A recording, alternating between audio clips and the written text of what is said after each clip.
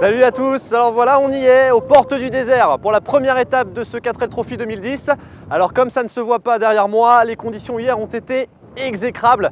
Énormément de pluie, les oueds sont totalement inondés, à tel point que la première étape, en tout cas les kilomètres de spécial aujourd'hui entre Enjil et Air Rachidia ont été annulés. Les concurrents vont bien sûr rejoindre le bivouac par le bitume. Nous, on va aller voir si le moral de notre équipage Maxime et Luc n'est pas trop atteint par ces conditions un peu inattendues, mais c'est aussi ça le 4L.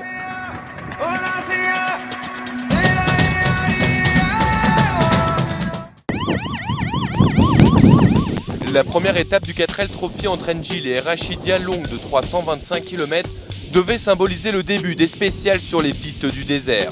Mais la météo en a décidé autrement. Les étudiants avaient prévu de mordre la poussière mais doivent se contenter du goudron. Résultat, de magnifiques lignes droites à travers les contreforts de l'Atlas. Maxime et Luc ne se plaindront pas. Pour eux, tout roule. Ça va, tranquille. On dort bien. Ouais. On n'a pas trop de problèmes avec la voiture, alors on dort bien.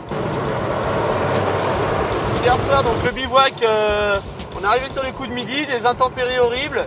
Donc tout a été un peu chamboulé pour l'organisation.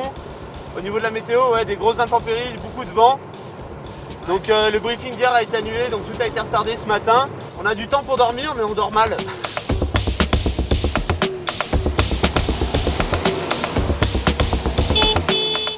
Mais le 4L Trophy n'est pas une course de vitesse et les étudiants profitent de ce tracé de substitution pour s'accorder quelques pauses bien méritées au milieu de paysages extraordinaires.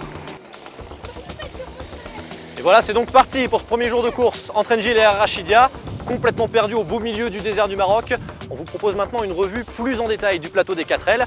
Les 4L et leur charme inimitable et véritable star de ce rallye raid, avec notamment cette année une 4L marchant en partie à l'énergie solaire. C'est parti! Donc le panneau solaire, vous voyez ici, donc à deux fils. Ces deux fils sont reliés à la batterie, au pôle positif et négatif de la batterie. Ensuite, ceci, la batterie qui est branchée à un régulateur 10 ampères, qui permet justement d'avoir une régularité dans l'acheminement de l'électricité. Et donc à partir de là, sur la batterie, on a branché un convertisseur ici, comme ceci, qui permet de transformer le 12 volts en 220 volts. Donc 220 volts qui est distribué ici sur la multiprise. Et donc qui nous permet d'alimenter la sono, les téléphones portables et tout le matériel dont on a besoin, tout le matériel électrique. En plus de ces innovations technologiques, certaines 4L hautes en couleur composent aussi le cortège.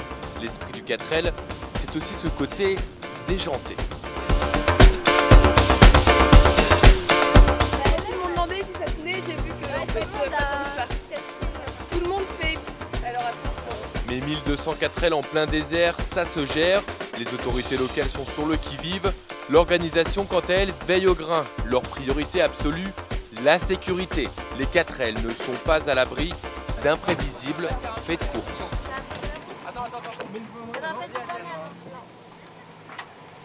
Non, ces notions de sécurité ici, elles sont très importantes. Elles sont encore différentes de la France ou de l'Espagne, puisqu'ici, on traverse énormément de villages. Et par rapport à ça, on demande aux gens de bien vouloir respecter la vitesse. On est nous-mêmes un petit peu en retrait avec des CP de contrôle. Et si un véhicule venait à dépasser vraiment la vitesse, ça peut aller jusqu'à l'exclusion.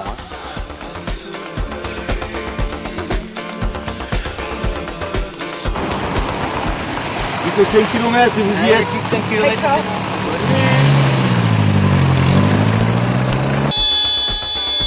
Voilà, on se situe sur le dernier portique avant l'arrivée, à 5 km du bivouac d'Air Rachidia.